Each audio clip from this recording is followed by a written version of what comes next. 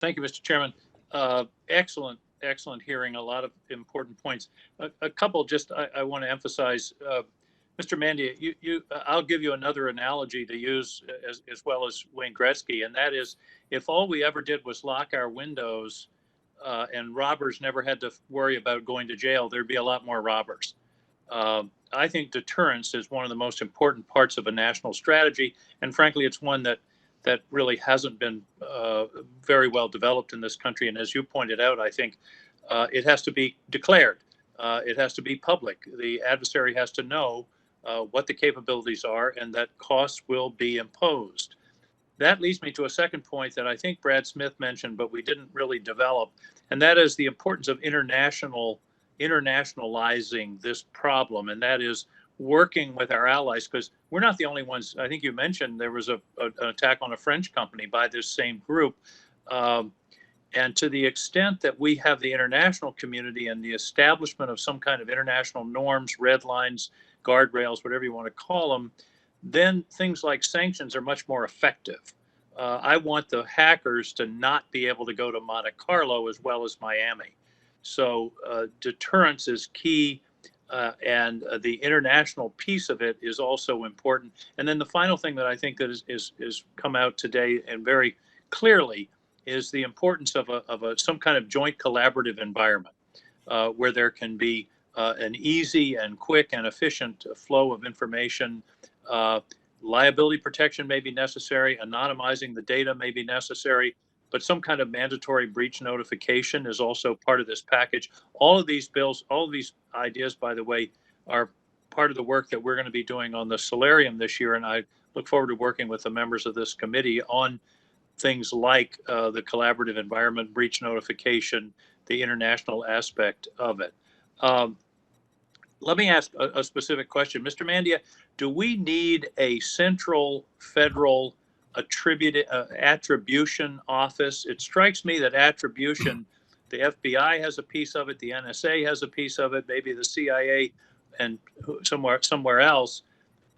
Attribution is key. You can't do deterrence. You can't respond unless you have attribution. Should there be a central attribution department, if you will, that could act quickly and do attribution more efficiently than is the case today?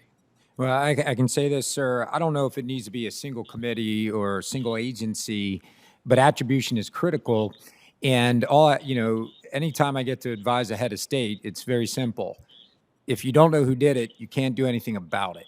So I would argue it's one of the most critical issues we have to solve as a nation is we got to know who did every breach. I think that those data points will automatically come from multiple agencies with multiple missions and areas of responsibility, and then bring it to domestic challenges like the SolarWinds breach and all the liabilities hitting companies. It is helpful, and maybe it's CISA, maybe it's the FBI, but it is helpful that most organizations recognize we are expected to defend ourselves from the drive-by shootings on the information highway. But we shouldn't have to defend ourselves from the SVR. I mean, that doesn't seem like a benchmark that this nation should set for every small to medium-sized company out there, that you need to defend yourself from a foreign intelligence service trying to hack you. So I would say this: categorical attribution for these companies that do disclose is very helpful for those companies.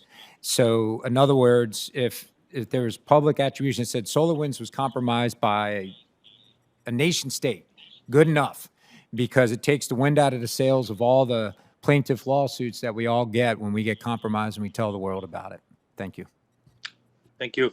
And it seems to me that moving on from, clearly we got to do attribution better. The other piece that's come out today is, and Mr. Burr, Senator Burr mentioned this, is gaps in our authority. The NSA and the CIA cannot spy on Americans. They cannot watch what's going on in American networks. That sort of leaves the FBI, which is really a law enforcement agency, as the intelligence agency for domestic cyber attacks. It seems to me that we need to think of how these authorities fit together and what the gaps are to be sure that we have the tools to protect ourselves. Not that we want to spy on Americans, but we also want to be able to protect Americans. Mr. Mandia, your thoughts on that? I do believe there's got to be a way for the U.S. government, when we need to mobilize, to understand how we can do it domestically. And the example I've always used, sir, is very simple. If the intelligence community recognized there's going to be an attack on Wilkes-Barre Hospital this Friday by the best hacking group on the planet, we'd just start moving the patients out of the hospital. And that seems like we can do better than that as a nation. We ought to be able to impose the risk profiles that we need to and project our capability domestically when we need to. And right now, I don't see the ability to do that.